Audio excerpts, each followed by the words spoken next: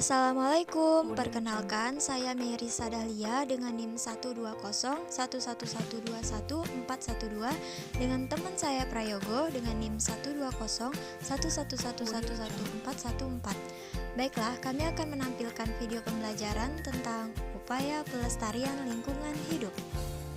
Sebelum menonton video, jangan lupa untuk tekan tombol like, subscribe, dan jangan lupa nyalakan notifikasinya. Terima kasih. Baiklah, kami akan membahas mengenai upaya pelestarian lingkungan hidup. Teman-teman tahu nggak apa yang dimaksud dengan pelestarian lingkungan hidup? Jadi, pelestarian lingkungan hidup adalah upaya untuk melindungi lingkungan hidup dari tekanan, perubahan, dan dampak negatif yang ditimbulkan oleh berbagai fenomena.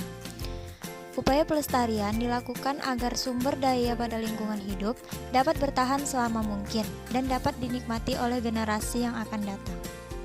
Berikut beberapa upaya pelestarian lingkungan hidup yang dapat kita lakukan dalam kehidupan sehari-hari, yaitu yang pertama, membuang sampah pada tempatnya. Yang kedua, tidak membuang sampah di tempat aliran air seperti selokan. Yang ketiga, menanam tanaman. Yang keempat, menggunakan transportasi ramah lingkungan, dan yang kelima, menghemat penggunaan kertas. Bagaimana penjelasan lebih lengkapnya? Simak video berikut. Cara yang pertama yaitu membuang sampah pada tempatnya. Sampah yang dibuang sembarangan seperti di jalanan dapat memberikan dampak yang buruk bagi lingkungan. Oleh sebab itu, kita tidak boleh membuang sampah sembarangan. Buanglah sampah pada tempatnya agar lingkungan bersih dan terhindar dari banjir serta berbagai macam penyakit. Cara yang kedua yaitu tidak membuang sampah ke tempat aliran air seperti selokan.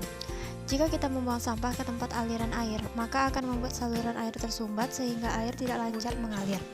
Jika kita melihat ada sampah di aliran air, maka kita harus membuangnya untuk menghindari masalah lingkungan seperti banjir.